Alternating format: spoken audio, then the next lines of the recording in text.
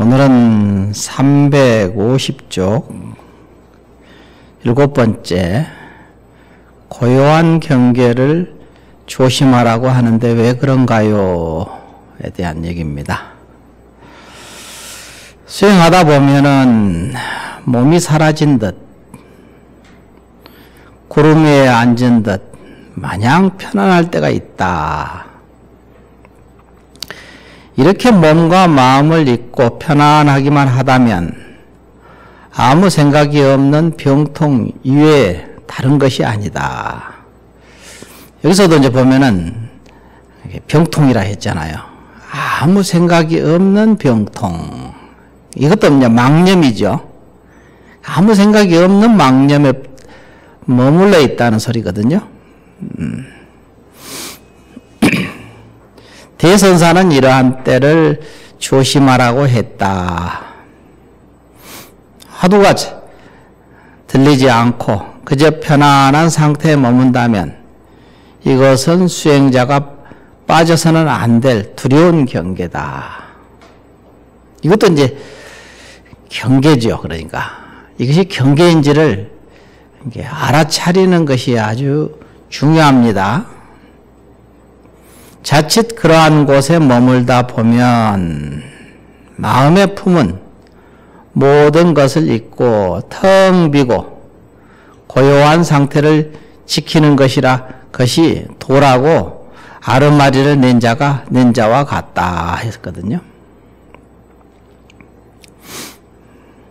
대선사는 이와 관련하여 말한다. 편안하고 고요한 경계에 뿌리를 내리고 안주하면 안 된다. 경전에서는 이것을 해탈의 깊은 구덩이로 두려운 경계다라고 말하셨다. 대어록이 이제 나온 말입니다.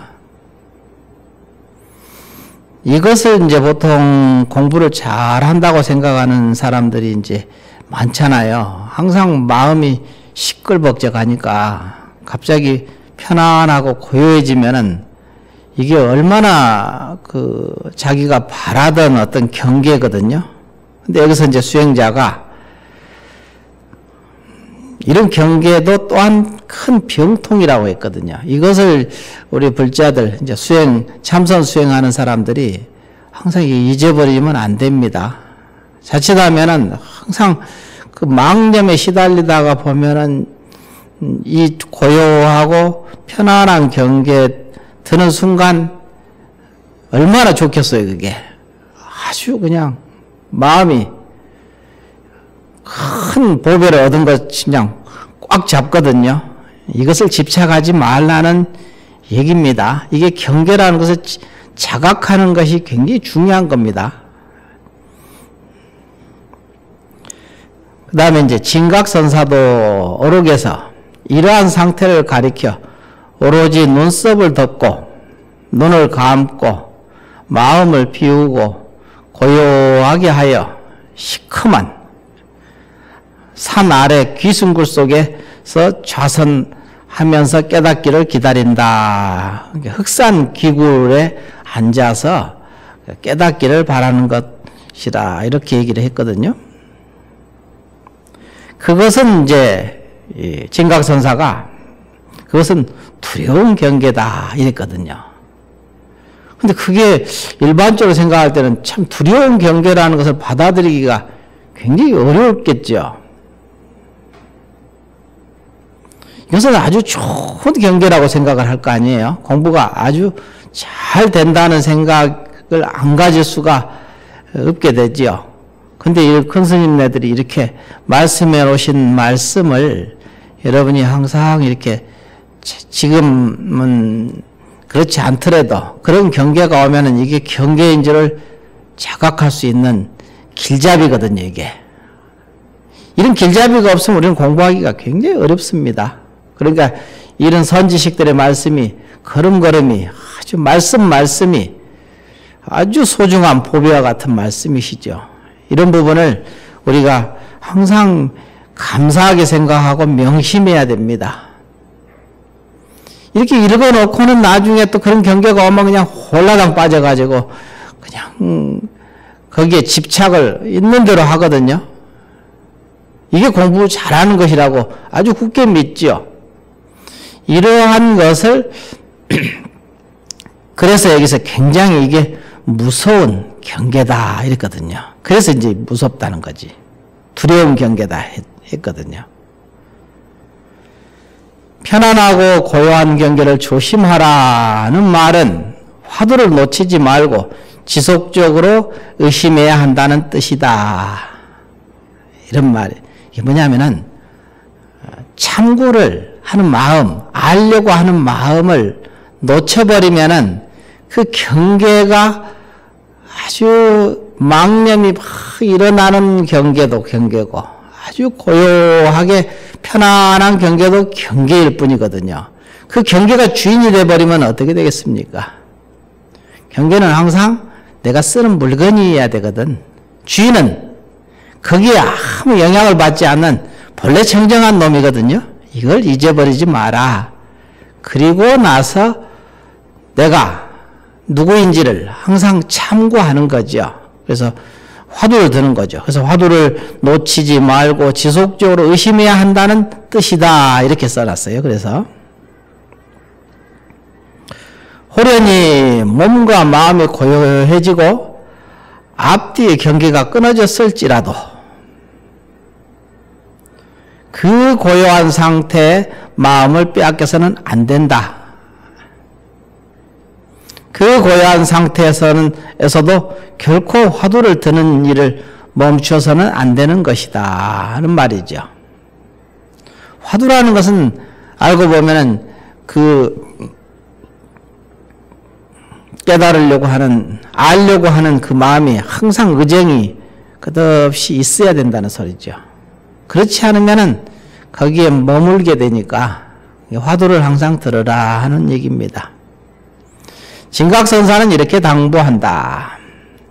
아무 맛도 없고 더듬어 모색할 거리도 없는 상태를 싫다고 하지 말라. 다만 화두를 놓치지 말고 성성하게 들고 있으라. 그러니까 아무 맛도 없고 무슨 고요한 경계도 안 오고 그냥 맛이 없죠. 모색할 거리도 없고. 그러니까 모색한다는 것은 생각으로 그걸 지어간다는 소리거든. 생각으로 내가 이치에 맞춰간다는 소리인데 우리가 생각을 뛰어넘고 자기 없이 마음을 뛰어넘는 것이 공부인데 마음을 뛰어넘으려면 아무 맛도 없어야 되고 더듬어 모색할 거리도 없어야 되거든요. 이것이 진정으로 잘하는 것인데 이것을 아주 싫어하죠. 힘들어하고 나는 왜 이렇게 공부가 안 되나 하고 그냥 자기를 한탄하고 그러죠. 자기는 사실은 공부가 안 된지도 사실 몰라요. 그냥 여기 선지식이 하신 말씀을 의지해서 우리는 그냥 그 길잡이를 삼아서 부대빵 걸어가는 거죠. 걸어가다 보면은 결국은 이제 알게 되니까. 그러니까 그래서 선지식의 말씀이 길잡이가 되는 거거든요. 길잡이가 없이 갈 수는 없잖아. 근데 그 선지식이 어디가 있느냐 하면은 또 자기 마음 가운데 있습니다. 바깥의 선지식, 여기서는 이 어록이 선지식이죠. 이 어록이 선지식하고 자기 마음 가운데 선지식하고 둘이 아니거든요. 그 둘이 아닌 선지식을 여러분이 진정으로 믿고 그게 주장자를 삼아서 그냥 가는 겁니다. 그러다 보면은 결론이 나겠죠. 그래서 이제 다만 화두를 놓치지 말고 성성하게 들고 있어라. 호련히 몸과 마음이 고요해지고 앞뒤의 경계가 끊어졌을지라도 그 고요한 상태에 머물면 안 된다. 여기서는 핵심이 항상 머무는 것입니다. 머무는 것. 머물면은 이게 문제가 발생하거든요.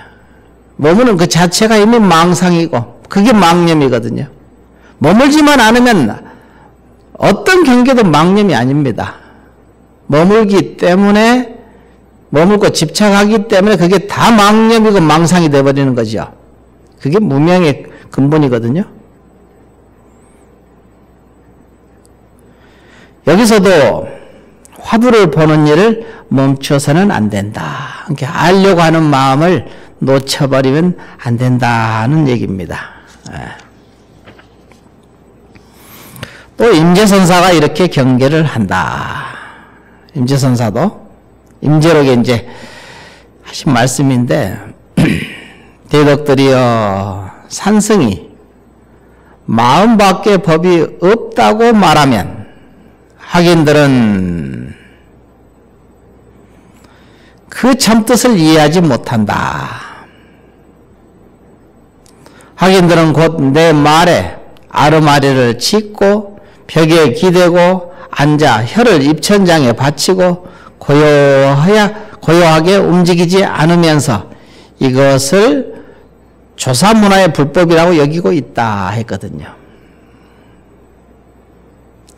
마음 밖에 법이 없다고 이제 말하면 이 소리죠. 그러니까 자기 마음을 들여다보고 그냥 이것이 그것이라고 딱 또 고집을 하지요. 사실은 안팎이 없죠.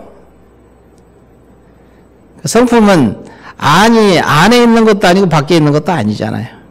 안팎이 없는 것이, 그래서 성성적적할 때 성성이라는 것은 보면서도 보지 않는 도리, 들으면서도 듣지 않아야 항상 보니까 성성하고 보지 않기 때문에 본 바가 없기 때문에 적적이거든요. 그러면 성성적적이잖아요. 성성이 볼 것은 열심히 보죠. 보는데 분별을 하지 않는 거죠. 그러니까 성성적적이다. 이게 들려오는데 분명히 듣죠. 눈을 감고 귀를 막고 그런 게 아니죠. 눈을 막아서 보지 않는 게 아니라 소소행령이 보지요. 보면서 보지 않는 도리. 보면서도 분별이 다 놓는다는 거죠. 놓아져 버렸기 때문에. 그러니까 오직하면은 이제 육조 스님이 앞생각이 망삼이 올라오면, 망념이 올라오면 뒷생각이 빨리 깨달아 버려라. 놓아버려라 이 소리지. 그게 이제 바로 성성적적입니다. 성성하니 알고 보면서도 본 바가 없고 들으면서도 들은 바가 없고 하면서도 하는 바가 없고 이래야 이게 성성적적이라는 말하고 해당이 되는 소리입니다. 그런데 여기서 이제 임재스님이 하신 말씀은 마음 밖에 법이 없다고 말하면 이 소리. 그러면 학인들은 그 참뜻을 이해하지 못하고 학인들은 곧 내 말에 아르마리를 짓고 벽에 기대어 그냥 아무 생각 없이 혀를 입천장에 딱 받치고 좌선할 때 그렇게 하죠. 고요하게 움직이지 않으면서 이것이 이제 그 말씀하고 부합되는 행위라고 생각하겠죠. 수행이 따끔이라고 하겠죠. 그런데 이것은 조사문화의 불법이라고 여기고 있다. 이것은 큰 착각이다. 이랬거든요. 이것이 바로 큰 착각이다. 그대들이 만일 이와 같이 움직이지 않고 청정한 경계를 바른 선정이라고 집착한다면 이 소리죠. 아무 생각이 없이 그냥 생각하지 않는 것을 바른 선정이라고 집착을 한다. 여기서 집착을 하거든요. 하면은 그대들은 저 무명을 주인으로 잘못 아는 것이다. 옛사람이 지극히 고요하고 어둡고 깊은 구덩이는 진실로 두려운 것이다 라고 한 말은 이러한 병통을 가리킨다 했습니다. 이런 말씀을 한번 여러분이 깊이 생각을, 이게 그냥 무슨 뜻인지 난 다 알아 이래버리지 말고 자기 마음에다 놓고 다시 깊이 참고를 해보라는 소리예요. 그러면 이 말에 임재스님이 하신 이 말씀이 무슨 말씀인가? 이게 나에게 피와 살이 되고 나의 정신을 기르는 아주 큰 자양제가 된다는 사실을 모르거든요. 보통은 이런 이제 큰 스님들의 법문 아니면은 부처님의 말씀, 경의 말씀 이런 것을 가지고 항상 그렇게 생각을 하지요. 높다랗게 거룩하신 말씀이시야. 근데 나는 해당이 안 돼. 거룩하신 말씀이라고 알고 있을 뿐이라.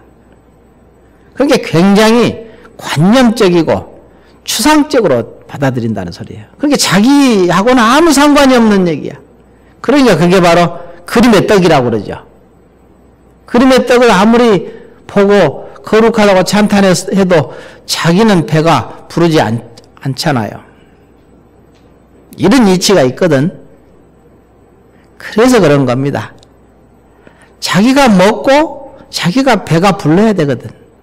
그러려면은 이 말씀이 자기의 말씀으로 받아들여요. 그러니까 자기의 마음 가운데 있는 부처가, 선지식이 임재 스님을 통하여 이렇게 나에게 가르치기 때문에 가르치는 놈도 자기고, 그러니까 임재 스님도 자기지.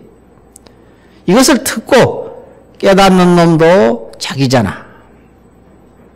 그러니까 두란이 자기거든. 이렇게 알아야 이게 이 법문이 살아있는 활발한 활구란 말이에요. 이게 그렇지 않으면 전부 사구죠. 그냥 다 죽은 말이거든요. 이런 이치를 여러분이 알고 이 법문을 항상 대하는 태도가 어때야 되느냐 이거죠. 이게 아주 중요한 얘기입니다. 그러면 여러분을 살리는 묘약이 될 것이고 지혜의 생명을 일으키는 미묘한 약이 되겠죠. 깊이 그냥 무슨 뜻인지 무슨 읽어보면 무슨 뜻인지 알겠어? 아니면은 무슨 뜻인지 모르겠어? 이 두 가지 항상 떨어져 있거든요.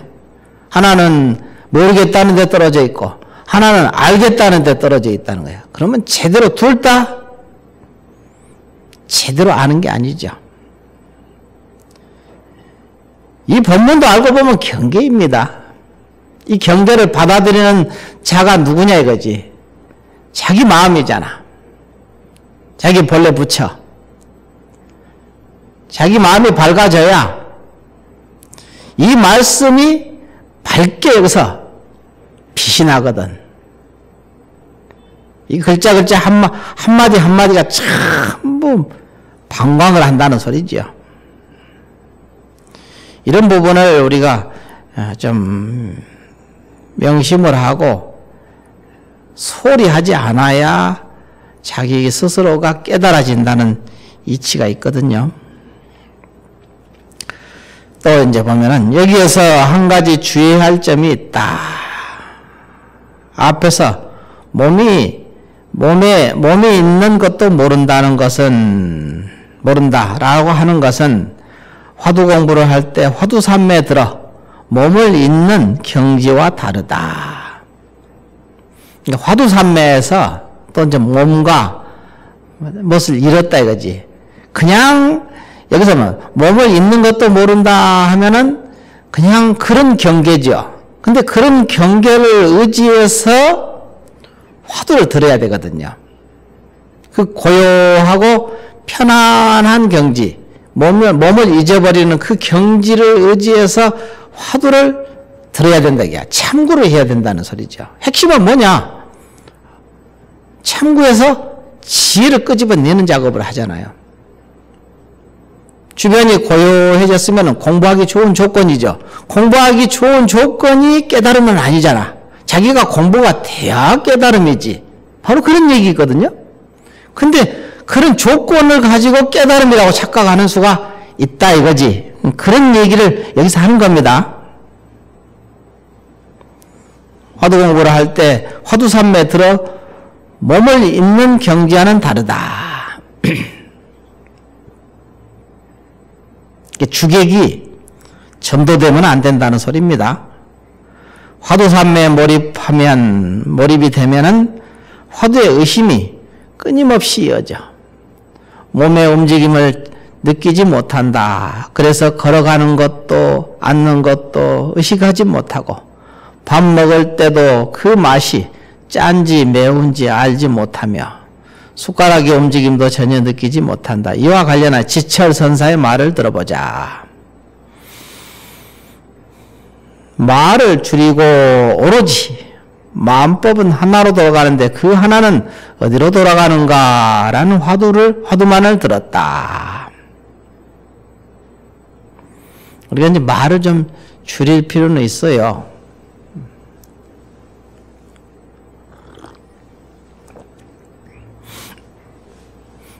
예전에 선방에 가보니까 선방에 앉아있으면서도 큰절 소식을 아주 소상하게 알더라고. 그리고 큰절 소식뿐만이 아니라 마을 일까지도 전부 그냥 어찌나 그렇게 잘 아는지 선방에 앉아있으면서 되게 아는 것 같아. 그래서 나는 뭐 들으니까 듣기는 들었겠지. 근데 그것을 맨날 모르거든요. 그 생각이 그때 누가 도라지를 100년 먹은 도라지를 누가 판다고 그 마을에 한번 가보라고 선생님들이 다 가봤어요. 나는 갈 때마다 가다가 잊어버렸죠. 포획 나가다가 이제 돌아오는 길이 있거든. 그 집에 가서 보라고 신심나게 생겼다고 그러더라고.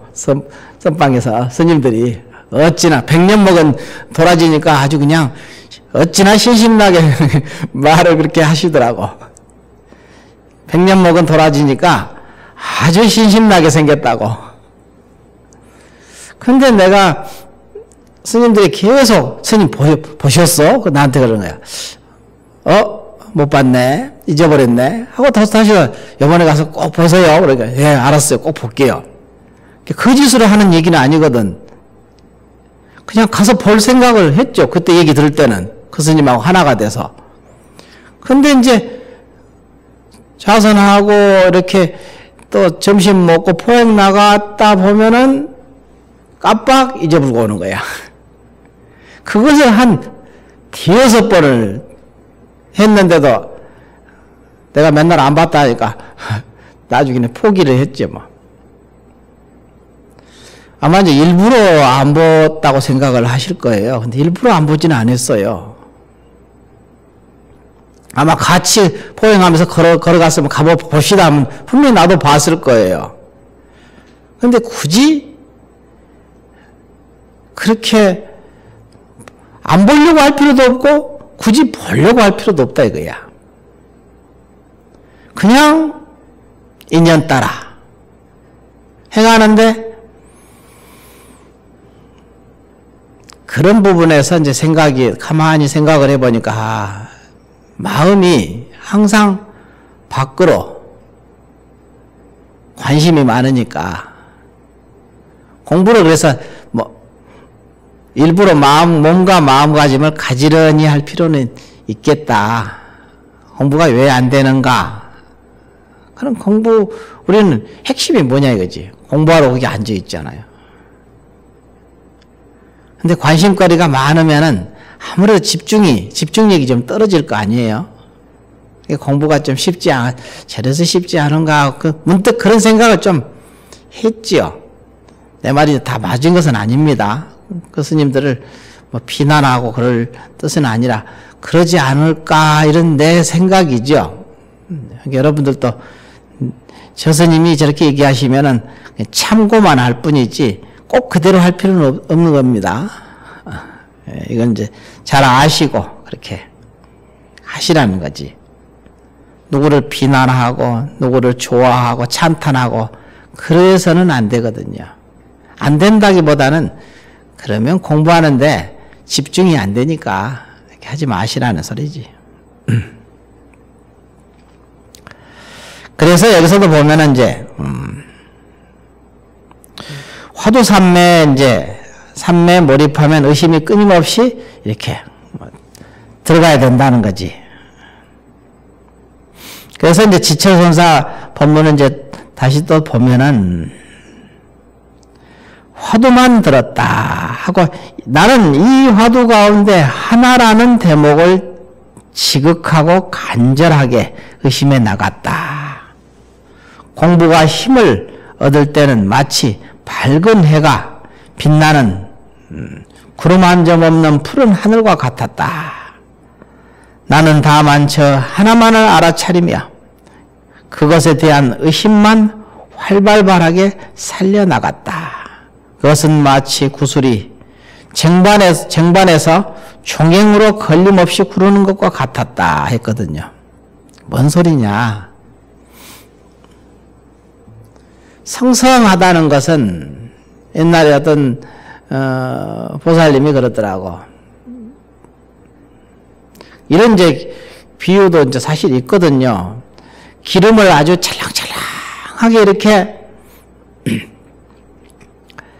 가득 채워가지고 이것을 저기 어디 갔다가 왕이 주면서 뒤에서 한 방울이라도 흘리면 뒤에 장군이 따라가서 흘리는 순간 목을 쳐라 그랬거든요. 그러니까 얼마나 한 방울을 떨어뜨리기만 하면 목이 쳐야 된다는 상황이니까 정신이 성성하지 않을 도리가 없죠. 이게 성성이다 이게 바로 성성이다 이거지. 근데 그 얘기를 하더라고. 물이 찰랑찰랑하고 있는데 그것을 반드시 이렇게 둥근 쟁반에 물을 가득 채워가지고 들고 가는데 그게 한 방울이라도 흘리지 않아야 되니까 이리 넘치려고 하면 이렇게 기울이고 이렇게 또 반대로 하면 또 여기가 넘치고 그냥 그걸 넘치지 않게 하려고 하면 이리 갔다 저리 갔다 여기서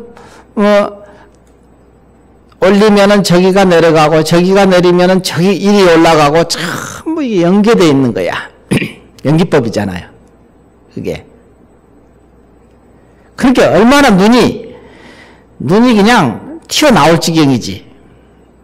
두 눈만 그냥 새파랗게 뜨고 그냥 그걸 쳐다보고 있을 뿐이야.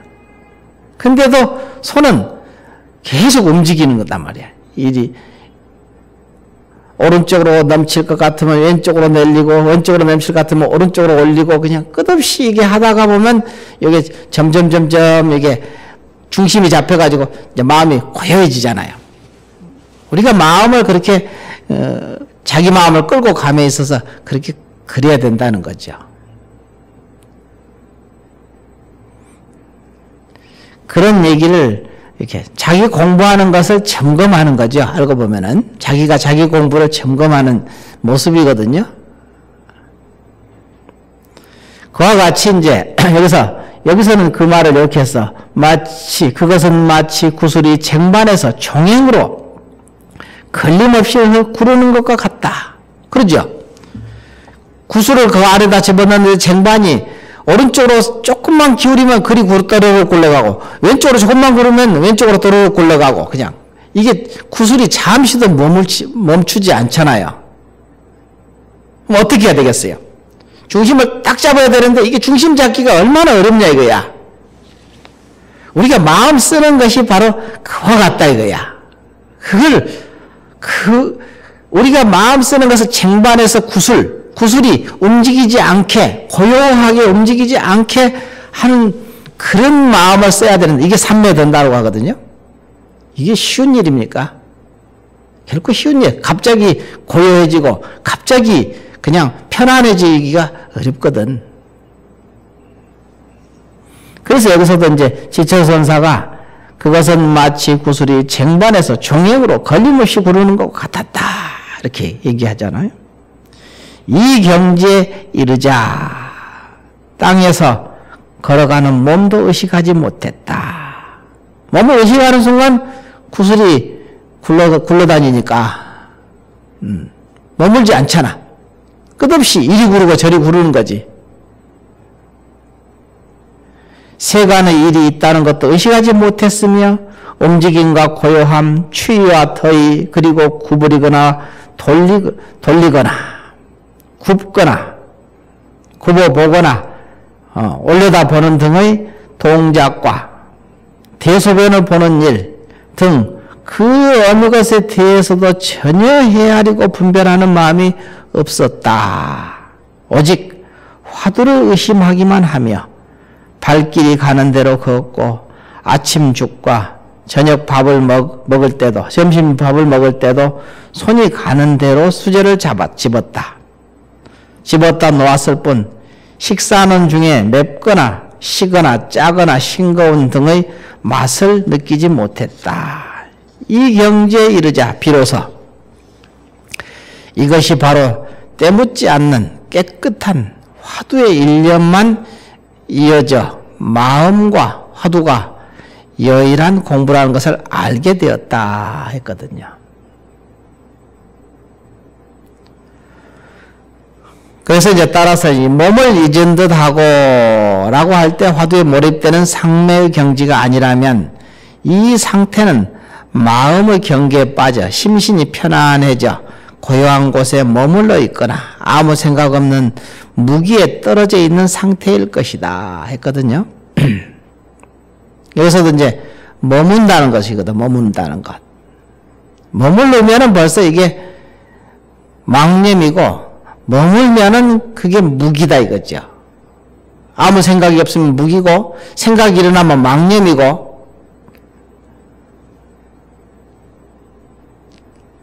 해심서사의 말대로 이러한 상태에 머물러 있다면 흑산귀굴, 시커먼 귀신굴 속에 있는 것과 같다. 이것을 이제 이렇게 그냥 고요한데 머물러 있는 것을 크게 부각시키기는 말이죠. 왜 흑산귀굴이 귀신굴 속에 앉아서 깨닫기를 바라는 것 같다고 했잖아요. 깨어있지 못하도록 목석과 같은 사람이 되어 공부에 아무런 진전이 없다. 이러한 때는 다시 간절하게 있는 힘을 다하여 화두를 들어야 할 것이다.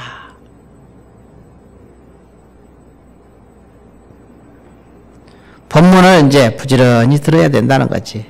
여기서 얘기하는 이제 무주, 머무름이 없는데 머물러야 된다. 무주하고 무주심에 대해서 내가 이제 보니까 도노입도문론에 보면은 무주처 무주심에 대해서 하신 말씀이 있거든요. 거기에 대해서 이제 얘기하면은 말씀을 한번 읽어드릴 테니까 한번 잘 들어보세요. 마음이 어느 곳에 머물러야 곧 바르게 머무는 것입니까? 하고 물었거든요. 그러니까 머무는 곳이 없는데, 이렇게 주무주처, 이거든요. 머무는 곳에 없는데, 없는 곳이, 머무는 것이 곧 즉주, 이게 바른 머무름이다. 이런 얘기거든요. 머무름이 없는데 머무는 것이 곧 바른 머무름이다. 이 소리죠. 바른 자는 내가 붙인 겁니다. 그냥 즉주 했거든요. 어떤 것이 머무른 것이 없는 것입니까? 했거든요. 어떤 것이 무주체입니까? 머무름이 없는 것입니까? 하고 물었거든요. 그러니까 뭐라고 그랬냐? 일체처에 머물지 아니함이 곧 머무르는 것이 없는데 머무는 것이니라.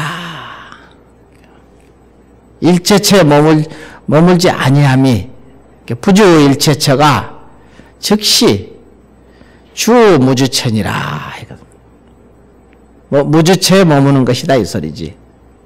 일체처라는 것은 뭘까? 일체는 일체 모든 존재죠. 존재의 법.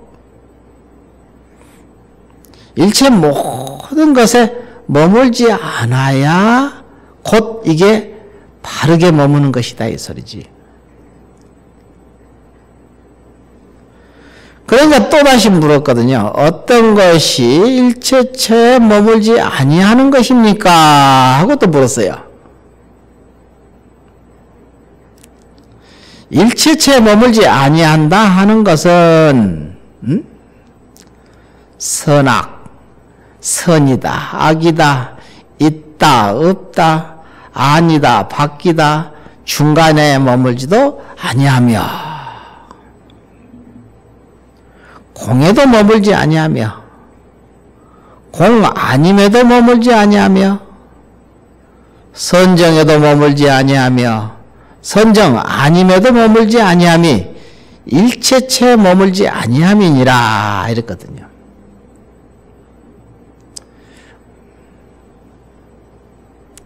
다만 일체체에 머물지 아니하는 것이 곧 머무는 것이다. 참으로 이제 머무는 것이다 이거야. 진주. 이와 같이 얻은 것을 머무름이 없는 마음, 무주심. 이와 같은 상태를 얻는 것이 뭐냐? 얻는 마음이 곧 무주심이다 이거야. 머무름이 없는 마음이다. 머무름이 없는 마음이란 뭐냐? 무주심이란 불심이다. 부처님 마음이다 이거야. 무주심이고 불심이라고 했거든요.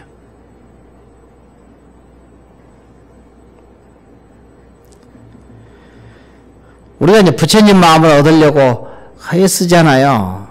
부처님 마음을 얻어서 성불을 하고 싶어서 견성 성불을 하고자 애를 쓰는데 무주심, 머무름이 없는 마음이 곧 부처님 마음이라고 했네. 그렇게 멀리 있는 거 아니죠? 곧 자기 마음이잖아.